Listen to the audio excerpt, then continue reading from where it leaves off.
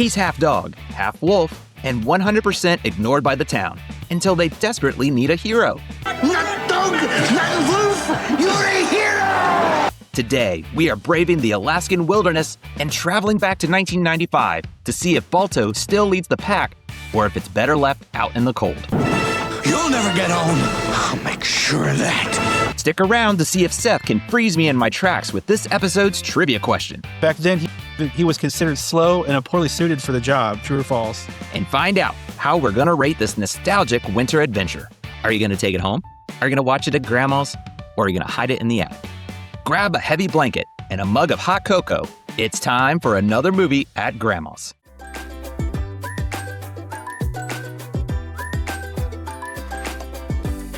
Hello, hello. Please come in. There's some fresh cookies in the cookie jar. There's a pitcher of Kool-Aid on the counter. Make yourself comfortable. And welcome to Movies at Grandma's House, where we'd love to look at the movies we grew up with to answer the question, does it still hold up today? And is it family friendly enough that even Grandma can approve and enjoy? I'm your host, Isaac. I was so scared, I got people bumps. And this is Seth. Since when do you need a pedigree to help someone? It is great to see you, Seth. I'm really excited for this one. I think this hits a lot of core memories for ones in the 90s. But as a reminder, for ones at home, what is Grandma putting on for us to watch today? 1995's Balto. That is it. So fair warning, if you have never seen this movie before, we're going to be breaking it down, going into spoiler territory. So going forward, consider yourself warned. Well, again, 1995, can you believe it? 30 years it is celebrating. Over that, I can't believe it, but here we are. Before we jump into it, we break it all down though, let's get a little bit more information about this movie in some film facts. So Balto was released back on December 22nd, 1995. It had a budget of $31 million. The box office, $11 million. Looking around at some reviews, IMDb sits at a 7.1 out of 10. Rotten Tomatoes is a 54%. Letterboxd has a 3.6 out of 5. Currently, as of this recording, there is nowhere you can watch it for free, so you're gonna have to buy or rent this one.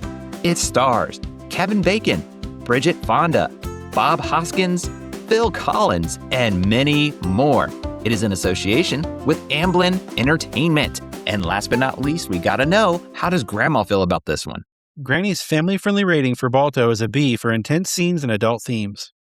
There you go. We love to hear from you as well. So drop your comments, your ratings, memories that you have of Balto below. We'd love to hear them. And be sure you hit that subscribe button too to make sure you're up to date when all things Movies at Grandma's House comes out, all the news and updates. Well, let's get into this one, Seth. Again, 30 plus years ago this came out. I'm really interested. What's your first memories with Balto? So that's shocking, but I had never seen this one, so it was all new to me. That's interesting. I mean, we're talking about a movie that was 30 years ago. This is kind of the opposite. This is one I remember watching a lot. Now, I'll admit we didn't own it, but it was because I had friends, I had cousins and relatives that owned it, and it was almost always on around that time, 95, 96, when it was released to home. It would be 96 since this was late 95 when it was released, but that's all I remember is just being over at friend's house and this was on in the background. So I'm very familiar with it, but I will admit, that's probably the last time I'd seen this movie. So 30 years ago, yeah, I was really excited to come back to this one for sure for that reason. So kind of give away a little bit of mine, but I want to know, since you've never seen it before, what were your expectations going into it?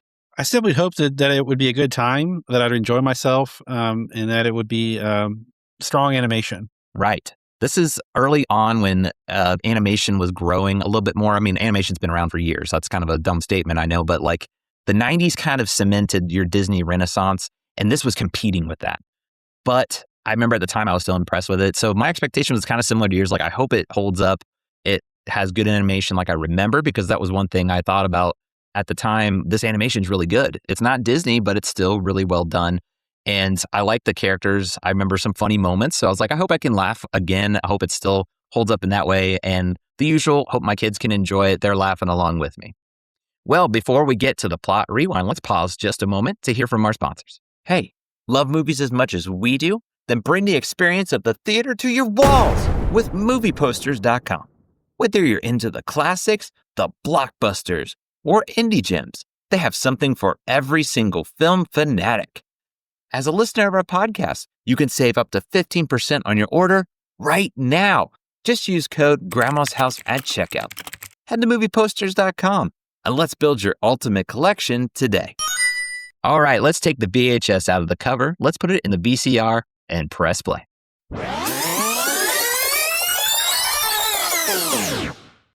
Based on a true story, Balto is about a half-wolf husky dog who desperately wants to be noticed. Balto takes on the challenge of delivering a life-saving medicine to Nome, Alaska. Will he be able to lead the pack and get the medicine there in time? Find out in this epic adventure. There you go. Yes, this is an interesting animated film in that it's based on a true story. We're going to get into the specifics. Not all of the things that take place in this film really took place in real life, but it gives you that story that it's based upon. And it's a really neat concept. That's what really jumps out to me. It's not your standard animated, just wacky silliness. It's got that for the kids, the comedy, but it's got some serious tones to it and what's going on, what the stakes are. It's pretty intense, actually, when you look at it just on the surface. But I got to know, this is your first time going into it. So what's kind of your first impressions as you're watching the film? So for some strange reason, the depiction from live action to animation really bothered me. I think that's my major gripe with this movie. I enjoyed the animation just like all the way through, just fine during the film, but and I also enjoyed the storytelling. But what really got me was the live action at the beginning and at the end of the movie. Like the transition was just a hard watch for me. I don't know if it's because it's dated animation or what, but I had a hard time with it myself. That's interesting. I made a note of that, of like, it does seem off. So I agree with you on that. I don't know if it bothered me as much as it did you, but I do feel like it was maybe for its time okay, but maybe that hasn't aged well. That's something. That's what I was wondering. Yeah. Right. Coming in, since you've never seen it before, I think that holds up too. For me, I've seen it before, but that is kind of funny. You mentioned that it's a core memory. There's been several times I go back to, I'd be at a friend's house and it'd be on and the live action would be on. And you're a kid, you're playing, maybe you're not paying full attention. But I come back and I'm like, did you guys put on another movie? And they're like, no, it's the same movie. So I agree. It is kind of a different way to do it. I do like what they were trying to go, the approach of it all, of it's based on a true story. Balto's got that statue in Central Park. So it's kind of highlighting like, yes, this really is based on a true story.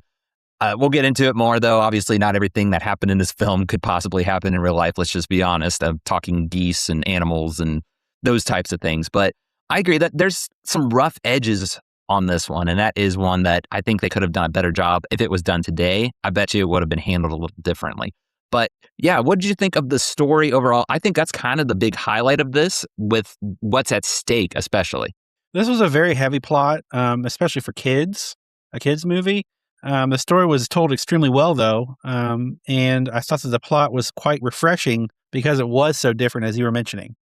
Right. This is, again, going to be loosely based on a true story, and from what I was reading, Balto wasn't the only dog that helped deliver this medicine. I mean, spoilers galore, it works out. They save the town, but that's what it's building. It's building that intensity of, are they going to make it? Are they going to get there in time? Because this town has this illness. They're out of the medicine. The only way to get there, because of the times it was set, I think in the 20s, it's by bobsled, by, dog sled. So it's raising the stakes a little more. You think today, we have technology and other things that could improve, but there's something about that timepiece. There's only this amount of resources available. They're only available to travel in certain ways. So I like that part of the story. It really puts you in there and you feel that urgent need, that, a plot point, I guess I'm trying to get at. And it is deep. Like, I was actually like hit pretty emotionally. I don't remember that when I was a kid because you're just not paying attention to it. But specifically what's coming to my mind is they're thinking the medicine's not going to come in time. And the one guy is starting to build these caskets for children. And it was like, what'd you think of that? Like, I got to know, because it hit me emotionally. Like, I was feeling it. I can see how that would be rough. For me, it was when they showed the girl and she was like about to die. And I was like, whoa. Yeah. That was really rough for me. And that hit me too. Absolutely. That really hit me. The subtle casket being made was more subtle, but is this little girl going to die? Like, wow, it goes there. It leaves it on a cliffhanger a little bit there towards the end. But again, we can all breathe a sigh of relief. It's based on a true story. It worked out in the end. And that's what really builds the characters too, because the main character is Balto. He's this half dog, half wolf. He's always looked down upon in this town, but ends up being the hero. He ends up being the one that goes and rescues this dog sled that gets lost, and it works out in the end. So what'd you think of the characters overall? I mean, there's some pretty big stars actually in this one too that do the voice acting.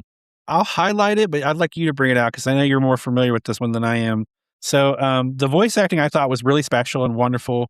The voices pushing along the great storyline.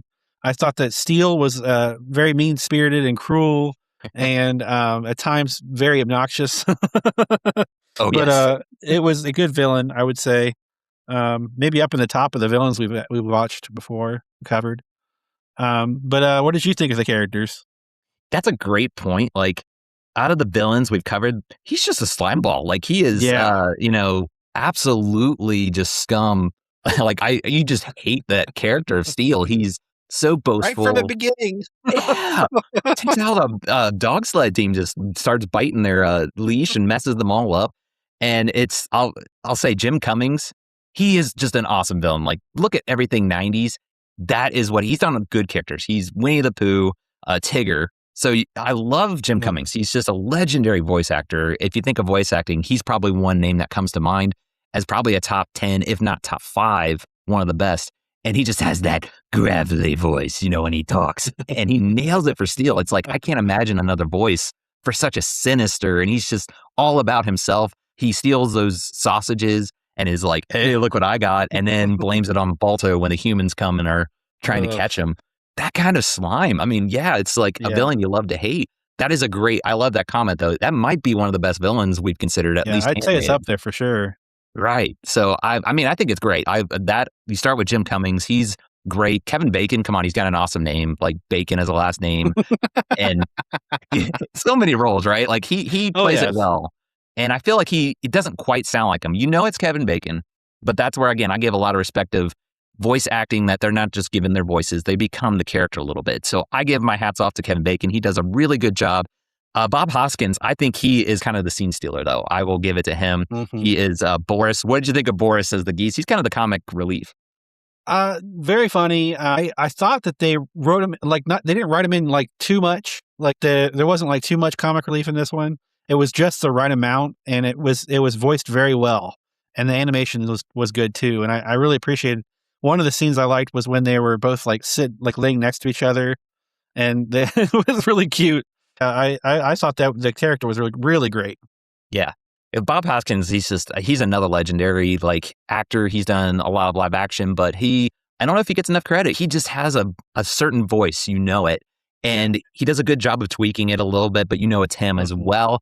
So I can't rave enough. This is, one of the ones I would look back on in the 90s, one of the better, maybe underrated voice acting that's going on. And I mean, even Phil Collins, this is, a guy that's more known for his musical roles. He fits well as the polar bear twins. They're kind of that other comic relief as well. They just kind of are clumsy and more of your slapstick, but they annoy Boris, the goose, that's kind of Balto's friend. I love those scenes. It's great when you see that chemistry kind of bouncing off of each other. But yeah, I love the animation that you kind of touched on. That goes along with the comedy a little bit, the way their mannerisms are portrayed. I think it's sad that I don't hear much about the animation on this. I think it holds up really, really well. It's one of those that not all movies can do that. There's some that are really stale and wooden. It didn't feel like that to me. What did you think of the animation? I think so. With my gripe about this film, I think the animation was so good, it made the actual live action look bad. If that makes sense, I hope it makes sense. Yes, it does. Yeah. I can't get over how much it was jarring to me to see that. I loved the animation. I thought it really pushed the story along. And then there was some intensity that really played off well with the animation. And I thought it was well done. Yes, I agree with you. That probably is what it is. The animation just is so well done. It fits the mood. Like you said, it's not full silly. It's got its serious moments. This is a nice balance of comedy for the kids, but it's also got a strong, more mature, I would say, story going on with it, that it somehow is able to blend both so well. And normally you have these snow setting movies. It's pretty plain. I felt like it was colorful. It had its moments, especially where I forget her name, but she's the kind of love interest of Balto. I can't think of it either. Yeah, isn't that terrible? We do that all the time. We need to take better notes of the character names. But Steele obviously is trying to get her affections, but it's really her and Balto. She uses the glass that Balto had shown. I was underneath the doctor's office or whatever. That's all colorful. There's a scene later on where Balto falls and has the medicine, and there's this white wolf that appears. I'm like, I don't care if it's kind of, I wouldn't say cheesy, but kind of cliche. I was like, that's an awesome scene. I love that. What do you think of that scene where he sees the snow wolf and it's that motivation to get him to keep going? I have a fun fact about that, and I really didn't. I mean, it's not really anything I didn't enjoy other than the bookends of this film. Like, I really was immersed in it. I kind of was anchored into what was going to happen since I had never seen before. I was really curious about what they were going to do because it was quite like alarming several times in the movie. Yeah. But I love the scene. Yes, I do. Yeah, it's again, that's why I feel it's a really good story. It's something the kids can enjoy. We'll get to my kids' thoughts later a little bit, but they seem to be entertained, not just from the silly, the humor, but even the story elements, the deeper ones that we've touched on. They were entertained by it as well. But that's something that it takes a lot of finesse, I guess, of what I'm trying to say. It takes a good balance, and I think they did a really good job on that. I can't praise it enough on the story, the way it's developed. There's a few gripes I have. I kind of agree with you. The live action might be a down if you want to say a con to this movie. They could have done that a little better. There are moments where it's like, could that really happen? I mean, I go back to Balto falling off of this cliff and he just gets up and does it by himself pulling this medicine. I'm like, could he really do that? You know, there's little things like that. It's just, I wish it would have been a little better, but it's small gripes in my book. I don't think it's it ruined it for me or anything. I just kind of maybe raised an eyebrow at times that maybe they could have ironed those out a little bit more. But overall, you're going to have a good time, I think. Okay. Well, anything else that you want to touch on, scenes or quotes, things like that? There's a scene that I really enjoyed where when they entered the cave, when he was on the way back towards the Nome, and Balto does everything he can to get the medicine through there in time, really cementing his character, I thought. You see his desire and his determination to like get this done. And it's like, it's so captivating. I don't know what else to say. I really don't. It really took me by surprise, like how intense this movie could get. Yes. I really love his character, how it develops. That's a great way to put it. It's kind of like it cements it, but you see what's special about Balto because he's looked down upon being this half wolf, half dog. And there's these dog sled teams that compete and do all these things. And he's left out. Again, going back to Steele kind of sabotages him like he's this wild, savage wolf. Even though they need all the help they can get for the medicine, he's left out. He ends up going and finding them. They get stranded because of Steele. And he like scratches the trees as a way to find his way back and channels that inner wolf as a way to get back. But it's also just his determination, his grit, like you're talking about, that makes you enjoy that character. I agree 100%. We're all about character arcs, right? We love that. Like he's still growing. He's still the same character for the most part, but it's his like believing in himself more because he's believing the doubt that people are putting in his mind of you're just this half dog, half wolf, but he rises to the occasion. It's a literal underdog story. I mean, it's what you want in a film, that feel good character arc going through. All right. So you touched on it a little bit, but I'm interested to hear if you've got your fun facts. Let's have it. I do. And before I get into what I've written down, I'll just mention a couple that you brought up. So they did take a few liberties. From what I've read, he wasn't half wolf. He was full husky. Oh, okay. So yeah, that might ruin it for some people. And then the other one that I wasn't going to bring out, but you talked on it, it was that there was another dog. I think it's like Tego or Togo or something. Yeah, that did the majority of the leading for the delivery, and Balto finished the course. So Balto got all the praise, and that's why they made the story after him. But the other dog did the majority of the run, leading the pack, which was quite a feat. And I'll get into that later. But yeah, so my first fun fact that I've got written down here is something I talked about on Uncle Seth's Corner, if anybody watched that. So this movie was greatly overshadowed by Toy Story at the time. And however, it went on to get a cult following, like you mentioned, like a lot of people later on got into this story. But at the time, it was greatly overshadowed by Toy Story and the success of Pixar And it's amazing to me how they came out at the same time and they look completely different. Yeah.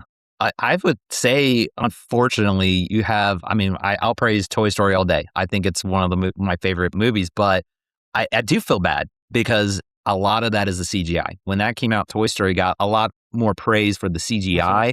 And we look at it now and we're like, oh, it's kind of dated today, but there was nothing like that. So unfortunately, that is bad timing for Balto because I think the animation is great. It's just traditional. People were kind of like, let's move on to the CGI, unfortunately. Yeah, I think, not to make this about Toy Story, but I think the three things that make Toy Story so big is the CGI, the storytelling, like the dialogue, and then what else was I going to say? The cast was big, I would say. I would throw that in there. You got Tom Hanks. Well, yeah, that's another thing. Yeah. But I had one thing in mind, and now I lost it. So the CGI, the storytelling, and then I'm coming up with a blank. I'll have to think about that later. But yeah, there was like three major things I think that made Toy Story what it was at the time. The other thing is the premise that toys come to life, right? And that had nothing we'd ever seen before, and so that was a big deal. And it wasn't just like that storyline or premise, but it was that CGI that people drew them in. And it was hard to beat, that's for sure. I mean, and it still is today. I mean, it's like you mentioned, and we've mentioned several times, it's one of our favorites. So yeah, can't fault people for wanting to go after Toy Story at the time. But if this is one you missed, I think you might be pleasantly surprised with the animation. Even like we've talked about, it's really well done. It's a shame that that Balto came out around the same time because it's such a good story, and I'm glad that there's a following now. But back then, that's kind of sad that it got overshadowed. Yeah. But it is what it is. I mean, movies come out at the end of the year usually to try to get Oscar buzz or nominations or something. Usually why. So interesting. Yeah, just a shame because, like mentioned, it was a 31 million budget. Box office was only 11 compared to you're talking monster numbers for Toy Story. So it was it was kind of a box office failure, unfortunately. But there's thankfully home videos, so that might be something to look up. Maybe it made back its money in home video rentals, buying, and all that stuff. Wow. Yeah. So the next fun fact, I got taken aback by that Toy Story line. So so this journey they took to deliver the serum is now known as the Iditarod race, which is wildly famous today. We've covered that. I think there was Snow Dogs. Did they have the Iditarod? Yeah. So that is based on the run that they took for this. What the true event that happened is that race today is based on that. So that's pretty awesome. That's pretty cool. It stands up over 100 years, I guess. Yeah, I mean we've kind of unintentionally, if you're following our season, we've got a dog theme going on. So this is a great connection right there. If you've been paying attention, that that inspired it. Wow, that's really cool. I really like that one. All right, and my next one is, as you mentioned, the Arctic wolf scene. So they used real wolf howls during that Arctic wolf scene. That wasn't fake. That was real. So that's pretty cool as they added that touch. Yes, it added to me. I think you got to get when it's a scene like that, you got to make sure everything is clicking. You can't just halfway go there. Like, we'll do real good on the animation, but the sound effects or music, all of those things have to really gel together. And that scene did it for me. Maybe for the average person, it was okay. But for me, I was like, almost wanting to stand up like, that was that moment in the movie where you really wanted to cheer on the character. All right. So it's time for a fun fact trivia question. Are you ready? I am ready. I hope I don't get left out in the cold this time, but I am ready. So it's a little wordy. So I can go over it twice if you need me to, but true or false, and this is a little bit long, but in his first 2 years of existence, the real Balto was a dog working for miners. He carried the food back and forth. True or false? Back then, he was considered slow and poorly suited for the job. True or false? I think it has to have some kind of underdog about it because, like you mentioned, he finished the race. So obviously he's going to get getting the medicine, that run. So that makes sense. He'd get the praise, but there's got to be something there. So maybe it's one you trip me up on, but I'm going to lean towards true. So it's true. All right. And how much he must have changed because to become that dog that can lead the pack from a dog that was considered slow and poorly suited for that job. So that's interesting that he had a similar job when he was young, than to what he did and got famous for. So that's pretty cool. I thought that was a neat little fact.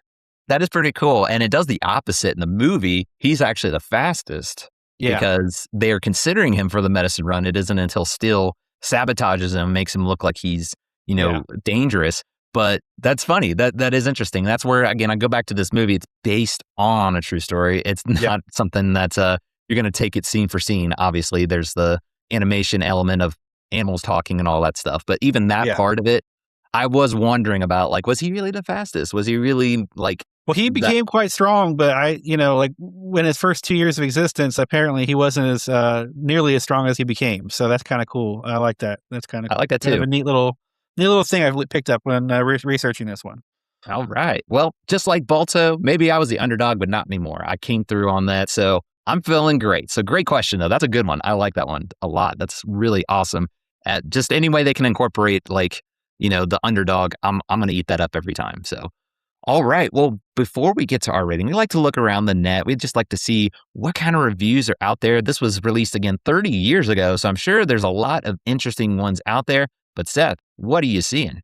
So our first user review is Slay Guy 86 says, a wonderful movie released at the wrong time, 9 out of 10. I can't word that any better. That's a really good way to put it. It just wasn't released at the right time. I think you'd hear a lot more about this movie. This is a more under the radar kind of a film.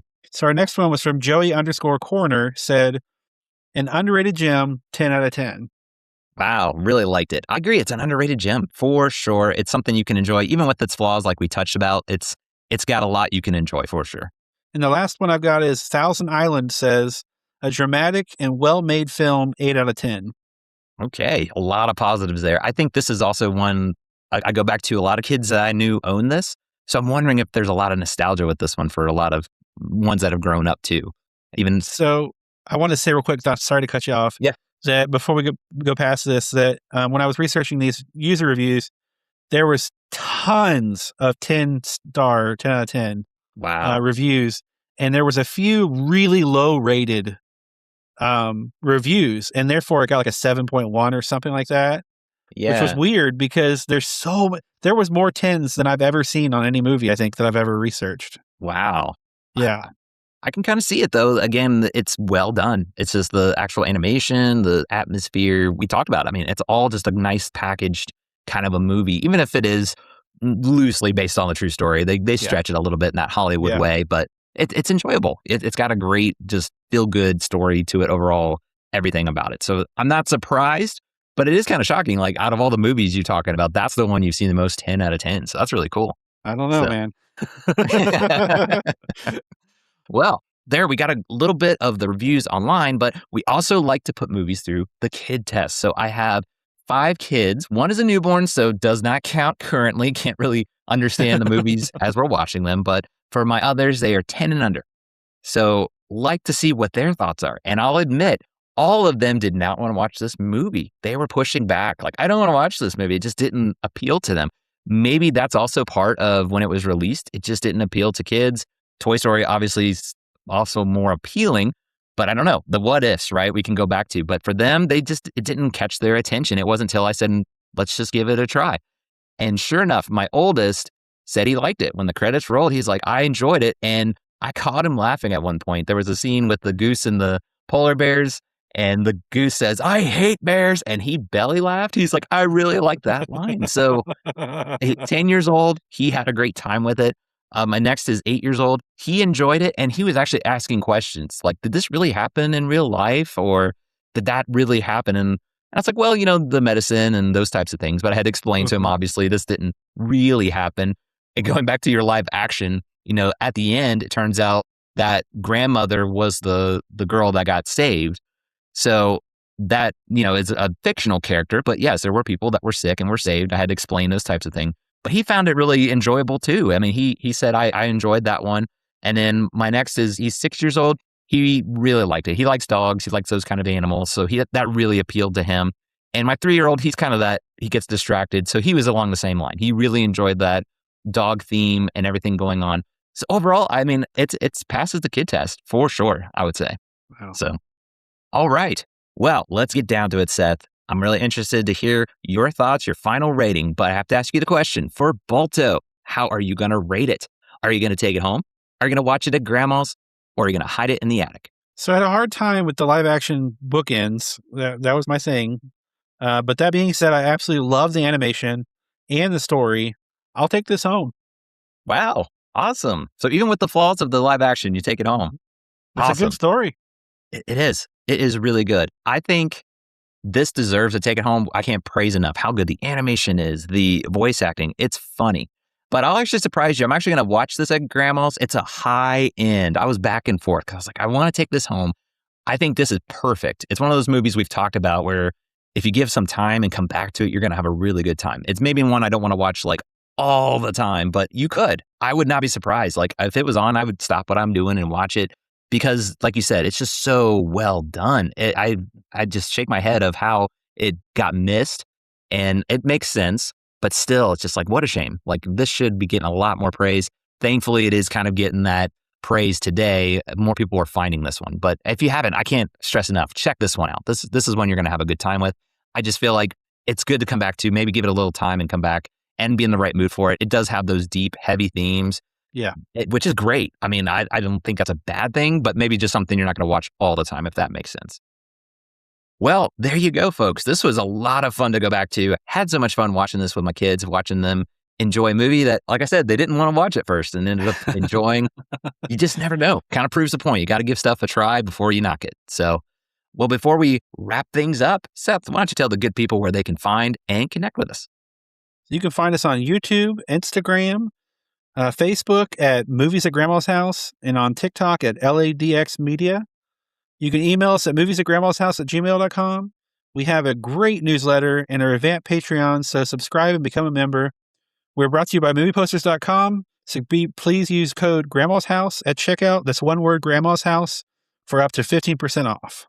That's it. Yes. Be sure to check us out. We'd love to hear your thoughts, your memories. That's what it's all about. Just sharing memories that we have of movies we watched growing up and your thoughts, your ratings, because we also want to hear what you guys think. If there's any recommendations of movies we should cover, we do lives from time to time. We got some great feedback of some stinker movies maybe to consider coming up. So if you even want to recommend movies that'll put us through the ringer and torture us a little bit, that's fine. You know, as long as it matches the criteria, family friendly, something you'd watch at grandma's. We'd love to hear from you. So please drop us a line. You can also follow us with the newsletter, like Seth mentioned, Patreon. That's a great way to support the podcast. So don't miss out. Well, that's going to do it for our time at Grandma's house, but don't worry, we will be back soon. So in the meantime, remember to be kind and rewind.